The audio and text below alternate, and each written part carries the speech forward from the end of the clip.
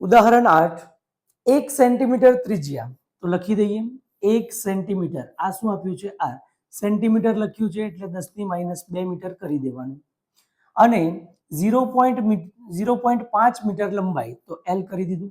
Solenoid 500 આટા ધરાવે છે એટલે કેપિટલ N કરી દેવું. તેમાંથી 5 એમ્પિયર વિદ્યુત પ્રવાહ એટલે કે I કરી દેવાનું પસાર થાય છે. સોલેનોઇડની અંદર ચુંબકીય ક્ષેત્રનું મૂલ્ય કેટલું હશે? હવે જે છે સોલેનોઇડ પર આમ જોવા જઈએ તો આપણી પાસે ગણી તોડીને બે જ વસ્તુ છે. એક શું પૂછે? સોલેનોઇડની અંદર જે છે ચુંબકીય ક્ષેત્રનું મૂલ્ય, અને સોલેનોઇડ જે છે એમાં બળનું મૂલ્ય પણ આપણને પૂછી શકે છે. અચ્છા, તો હવે ચુંબકીય ક્ષેત્રના મૂલ્યની વાત કરીએ અગર, તો ચુંબકીય ક્ષેત્રનું મૂલ્ય આપણે સોલેનોઇડની અંદર ચેક કરવાનું છે. તો સૌથી પહેલા જે છે આટાઓ કેટલા છે? 500, બરાબર છે.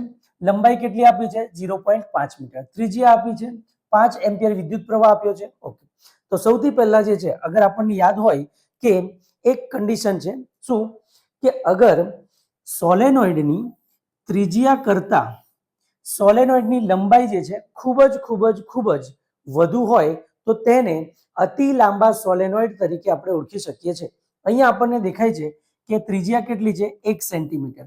1 સેન્ટીમીટર એટલે 1 ગુણ્યા 10⁻2, જ્યારે લંબાઈ કેટલી આપી છે? 0.5 મીટર. તો 0.5 મીટર જે છે, 0.5 મીટર લંબાઈ ત્રિજ્યા કરતા વધુ છે. આમ જોવા જઈએ તો ખૂબ વધુ છે. તેથી આપણે અતિ લાંબા સોલેનોઇડનું સૂત્ર એટલે કે ચુંબકીય ક્ષેત્ર B બરાબર μ0 Ni, આ સૂત્ર આપણે વાપરી શકીએ છીએ. બરાબર છે. પણ તેમાં n શું છે? એકમ લંબાઈ દીઠ આંટાઓની સંખ્યા. તો સૌથી પહેલા જે છે આપણે શરૂઆત શેનાથી કરીશું? એકમ લંબાઈ દીઠ આંટાઓની સંખ્યાથી. તો n બરાબર શું આવે? એકમ લંબાઈ દીઠ આંટાઓની સંખ્યા. તો આંટાઓની સંખ્યા કેટલી છે? 500. લંબાઈ કેટલી આપી છે? 0.5. તો 0.5 એટલે 5/10.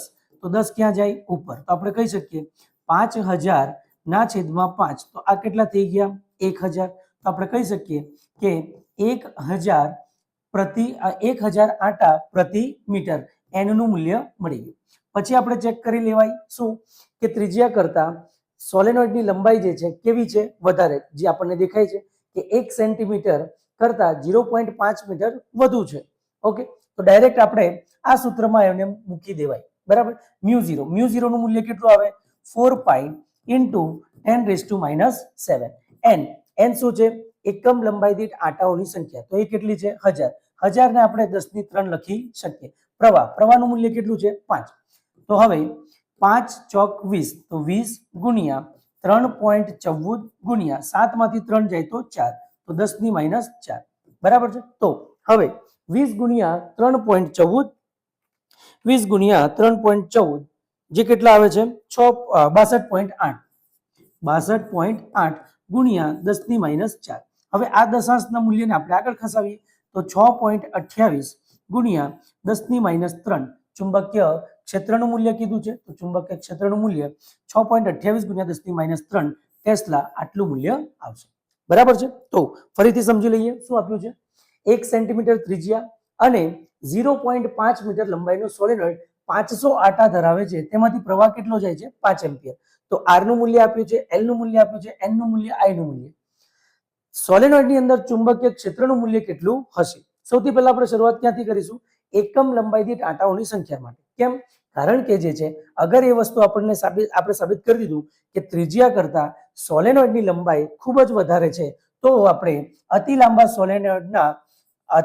સોલેનોઇડ માટે ચુંબકીય ક્ષેત્રનું મૂલ્ય આપણે B બરાબર μ0 Ni દ્વારા આપી શકીએ. n શું છે? એકમ લંબાઈ દીઠ આંટાઓની સંખ્યા. તો આંટા કેટલા છે? 500. લંબાઈ કેટલી છે? 0.5. તો આપણા પાસે એકમ લંબાઈ દીઠ આંટાઓની સંખ્યા કેટલી આવે છે? 1000. બરાબર છે. હવે આપણે સૂત્રમાં મૂકી દઈએ કે લાંબા સોલેનોઇડની અંદર ચુંબકીય ક્ષેત્રનું મૂલ્ય. તો B બરાબર μ0 Ni. μ0 નું મૂલ્ય 4π × 10⁻⁷. એકમ લંબાઈ દીઠ આંટાઓની સંખ્યા 1000, 10⁻³ લખી શકીએ. I પ્રવાહ કેટલો છે? 5 એમ્પિયર. બરાબર. આ જે છે ગુણાકાર કરવામાં આવે, દશાંશને આ તરફ મૂકવામાં આવે તો આપણને મૂલ્ય મળે છે 6.28 ગુણ્યા 10⁻³ ટેસ્લા.